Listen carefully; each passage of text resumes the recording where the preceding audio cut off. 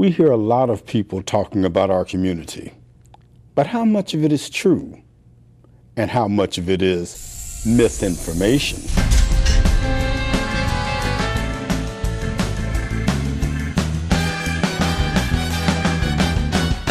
Hi, I'm Kate. And I'm Cal. We're here to address 4 things we've heard about our community. We're going to investigate and find out, are they true or are they myth-information?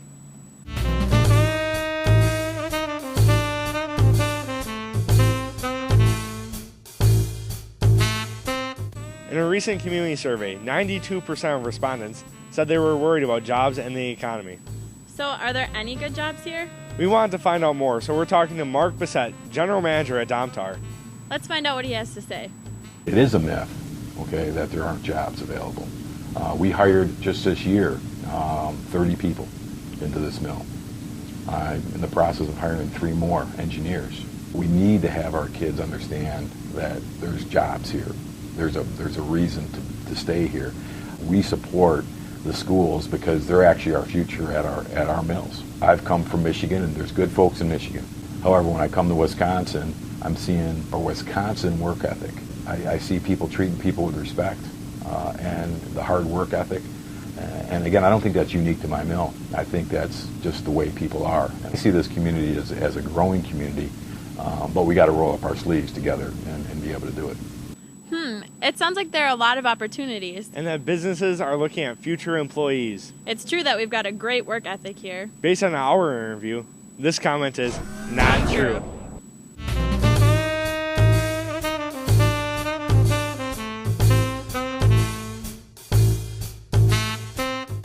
In the recent community survey, 59% of people said there was a lack of opportunities here for young people. But what are young people saying?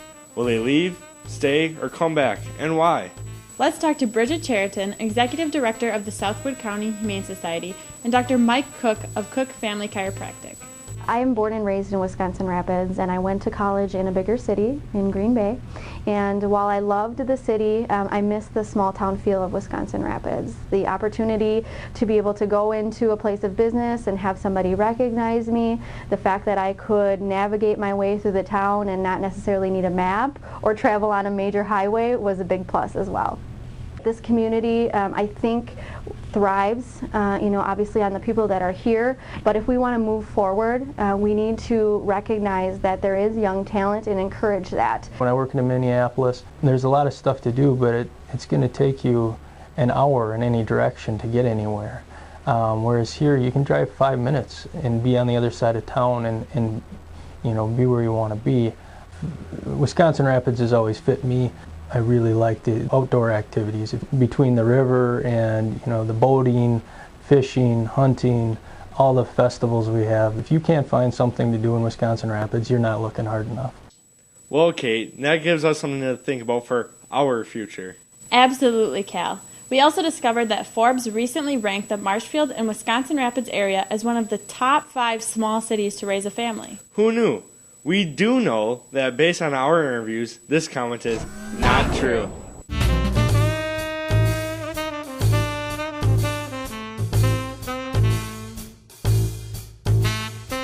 We hear it all the time. There's nothing to do here.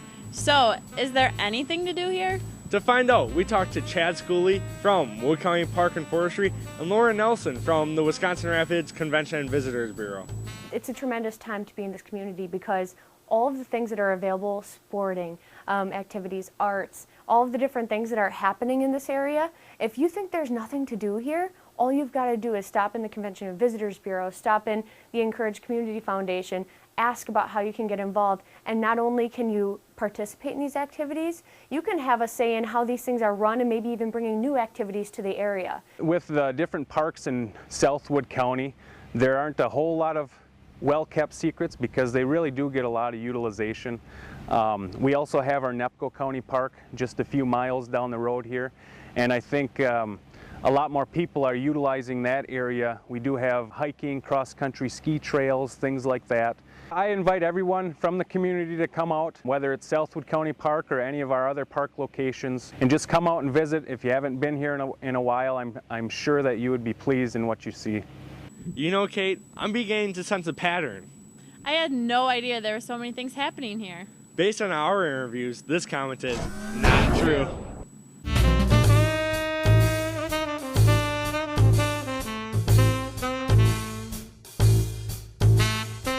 Recent community focus groups showed that people believe local leaders were not working together. But what's the real story? We spoke to Stephanie Bender from Wood County Human Services and Jeff Sargent from North Central Community Action Program to get their thoughts. The service provider network is such a great example of a community coming together. You have a broad section of organizations, businesses, people in our community that care about issues coming together on a regular basis and discussing and providing information to each other to attempt to come up with positive solutions to issues that are identified. There's a lot of people in the community that want to help, and that attitude has always been there. But knowing how to help or where the help is needed hasn't always been there. And so through the service provider network, we're able to come together and talk about, what pieces of the puzzle we can each fill in. Well, Kate, I would say that sounds like an excellent example of our local leaders working together. I would agree, Cal. Based on our interviews, this comment is not true. Well, our investigation is complete. We've enjoyed meeting so many new people in our community. Thanks for tuning in today to learn more about your community and its residents. Remember, just because you hear something doesn't make it true. It might just be myth information.